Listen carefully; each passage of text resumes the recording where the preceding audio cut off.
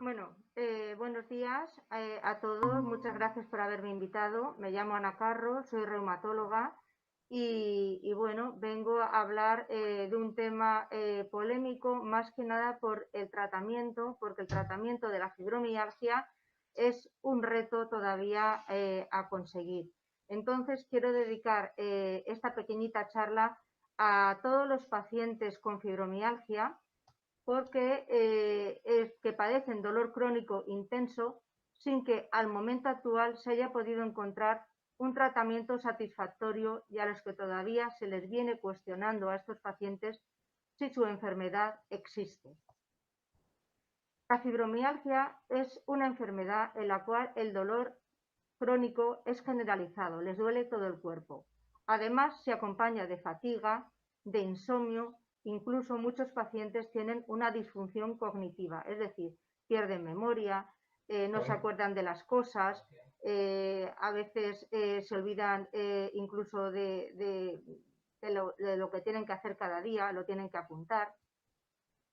También decir que hay que convencer a los pacientes de que la fibromialgia es una enfermedad real que existe, que es un problema de neurotransmisores, o sea, es un problema a nivel cerebral, que en principio la fibromialgia se llamaba fibrositis. La palabra itis en medicina significa inflamación, infección, pero no existe en la fibromialgia ninguna infección. Que el estrés tanto físico como psíquico empeora a los pacientes con fibromialgia, que suelen acompañarse en estos pacientes de alteración del ánimo. En un 74% se les ve depresión y en un 60% ansiedad, aunque algunos pacientes con fibromialgia no tienen ni ansiedad ni tienen depresión. No todos los enfermos con fibromialgia están igualmente afectados. O sea, podemos decir que hay muchos pacientes que tendrán una fibromialgia y sus síntomas serán leves, pero otros pacientes diagnosticados con fibromialgia tendrán síntomas muy graves. En la fibromialgia podemos decir que el tratamiento hasta ahora de lo que se aborda, podríamos hablar de una parte de tratamiento no farmacológico y una parte de tratamiento farmacológico. El tratamiento no farmacológico incluye ejercicio físico. Es muy importante mentalizar a los pacientes que aunque estén hechos polvo, aunque tengan dolor, deben hacer ejercicio físico. Por eso a muchos pacientes se les envía a rehabilitación. Y también es importante un apoyo psicológico, que consistirá en terapias cognitivo-conductuales. El ejercicio físico, a ser posible, deberá ser un ejercicio aeróbico. Si no se puede hacer este ejercicio, pues realizar un ejercicio de bajo impacto. Y si no se puede hacer pues un ejercicio mente-cuerpo, por ejemplo, tai chi, yoga, todo esto viene bien a los pacientes que tienen fibromialgia. El ejercicio aeróbico es el más estudiado en pacientes con fibromialgia.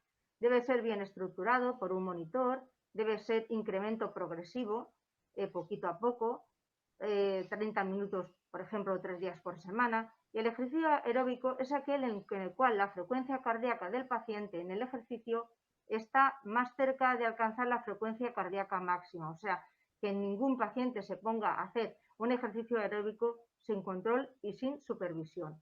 En general es el más bien tolerado, pues para personas jóvenes y para aquel que lo pueda tolerar es el ejercicio mejor para pacientes con fibromialgia.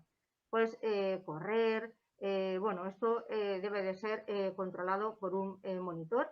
Esto debería de hacerse en un principio, aunque luego ya los pacientes, pues si cogen autonomía, pues lo pueden realizar solos.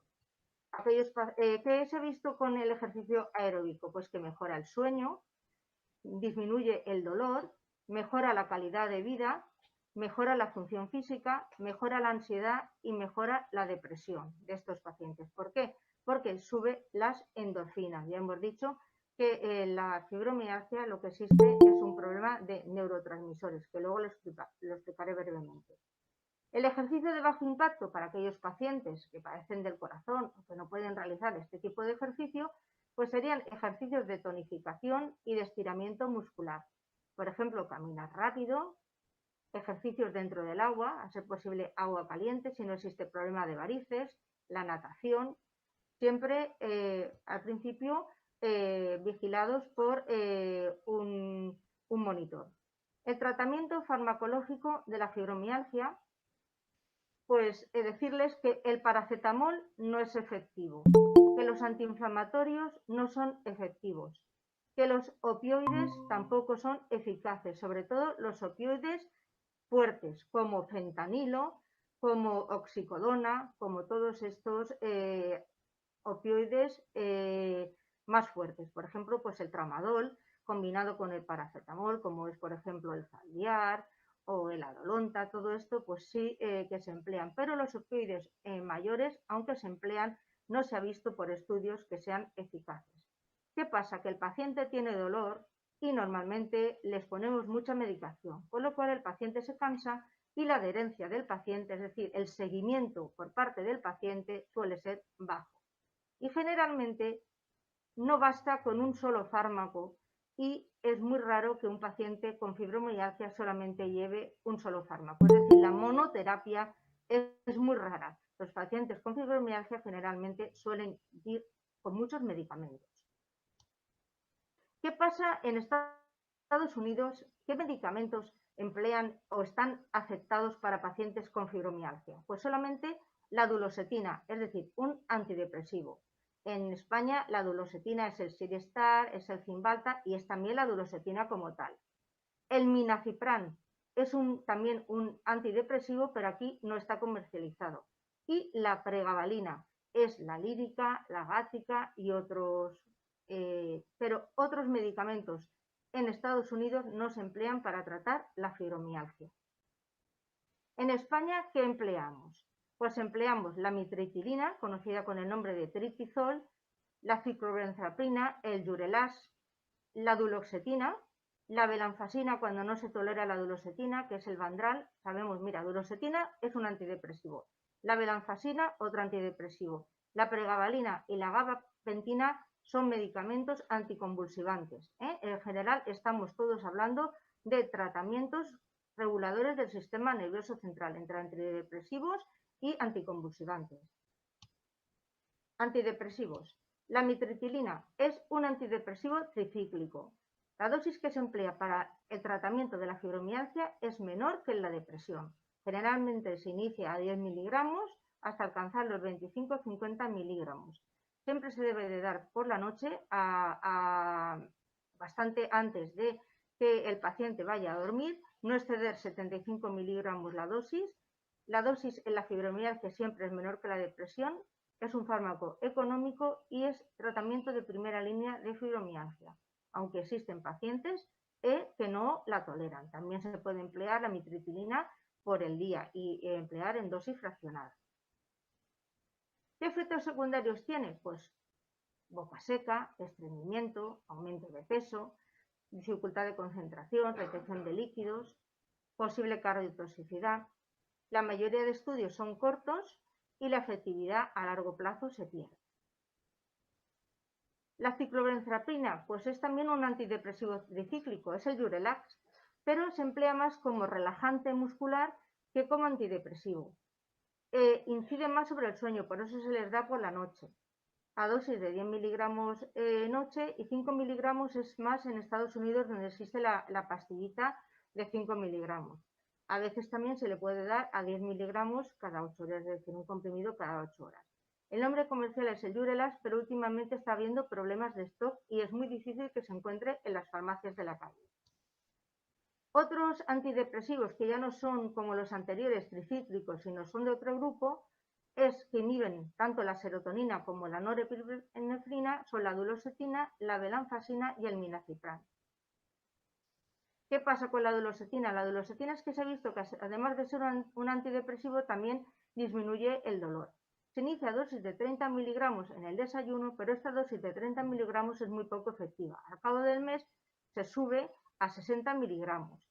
Algunos pacientes la toleran bien porque además se ha visto que para el dolor y para la fatiga en algunos pacientes va bien, pero muchas veces no es bien tolerada. Puede producir náuseas, cefalea, la boca seca. La venlafaxina está menos estudiada, pero en los pacientes que no toleran la duloxetina, pues emplea esta, a dosis de entre 75 y 150, que es el Vandral, el Dobupan, etc. Y los anticonvulsivantes, que es otro grupo de tratamiento, es la lírica, la gática o el primo hermano que digo yo, que la gabapentina, que está menos estudiada. ¿Qué pasa con la pregabalina? Que se emplea generalmente y se inicia a la hora de dormir, se incrementa en la fibromialgia, se ha llegado a hablar hasta dosis de 300-600 miligramos diarios, y la dosis se fracciona cada 12 horas. Dicen estudios que son iguales de efectivas que la duloxetina y el milnacipran, pero también y mejoran el dolor, el sueño, pero también tienen problemas de boca seca, de aumento de peso, hay gente que le produce mucho sueño, somnolencia, incluso hay gente que con estos medicamentos se les hincha las piernas o se retienen líquidos. Y la gabapentina, que es un poco menos eficaz y tampoco existen tantos estudios. ¿Qué vengo a decir con esto? Que es una enfermedad muy frecuente y que no tenemos todavía resuelto el problema de tratamiento. Es decir, algunos pacientes mejoran con alguno de estos medicamentos que he nombrado, pero la gran mayoría no. Entonces, ¿qué pasa? Que lógicamente pues se sigue estudiando qué poder hacer con estos pacientes que tienen tanto dolor, que tienen tanta fatiga, que llegan a perder sus puestos de trabajo. Pues lógicamente el médico tiene que calentarse la cabeza y estar al lado del enfermo y decir, bueno, pues vamos a ver qué cosas podemos darles. Entonces surge el cannabis. Igual como hay receptores opioides, de todo esto que hemos hablado, ¿por qué lo damos? Porque en el organismo existen receptores. Si no, no daríamos nada. Entonces, igual como en el organismo hay receptores para todos estos medicamentos, también en el organismo existen receptores para el cannabis. Receptores que están en la piel. Por eso el cannabis se puede dar en crema, crema de CBD. También existen cannabis en la médula espinal.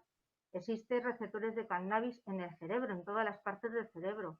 Y también en las vías descendentes del dolor. ¿Qué pasa en la fibromialgia? En la fibromialgia, los pacientes captan el dolor, pero lo captan en una manera exagerada. Es decir, si nosotros nos damos un golpe, la gente que no tiene fibromialgia captará el golpe a una intensidad. Pero la gente que tiene fibromialgia, la intensidad de captación de ese dolor está amplificada. Es como si tuvieran unos baffles y el dolor lo captaran muy grande. Entonces, las vías descendentes que informan, o sea, pegamos un golpe, existe una información que llega al cerebro y entonces el cerebro transmite, tú te has pegado un golpe y en vez de venir con una intensidad de 5, viene con una intensidad de 20. Entonces, ¿qué pasa? Que no hay una regulación del dolor. Pues ahí existen unos receptores del cannabis, cannabinoides. Entonces, ¿qué pasa? Que en estos pacientes no funciona bien. Por eso se está intentando hacer estudios con estas sustancias. Entonces, ya se ha visto, esto no es de ahora, sino que hay estudios del 2014 que veían que los pacientes que consumían marihuana les era efectivo para reducir el dolor. En el 2006 ya se vio que pacientes que consumían esto habían mejorías en pacientes con fibromialgia que les mejoraba el dolor. También otro estudio se vio que disminuía el dolor con menos efectos secundarios. También tenemos un estudio español que se hizo en el 2011 en el Hospital del Mar de Barcelona, en el cual 28 pacientes de fibromialgia, consumidores de cannabis, tanto en forma de fumar, oral o combinada, frente a 28 pacientes con fibromialgia que no eran consumidores, vieron que en todos los pacientes que tomaban cannabis hubo una reducción del dolor, de la rigidez, de la forma de relajarse, del bienestar y de la somnolencia frente a los no consumidores. También en Israel, que es un país donde está legalizado, todos los pacientes que consumían esto tenían un alivio del dolor, del sueño y de la depresión, y que eran capaces de trabajar y conducir bajo efecto del cannabis. Bueno, yo no quiero decir que el cannabis sea la solución, pero sí una forma de tratamiento más que se debería de probar, y que el tratamiento clásico de los pacientes con fibromialgia se queda corto, que tiene sus efectos secundarios, que se necesitan estudios de cannabis a más largo plazo y con más pacientes, y que debemos de conseguir facilidades de las autoridades para investigar en este aspecto como corresponde. Nada más.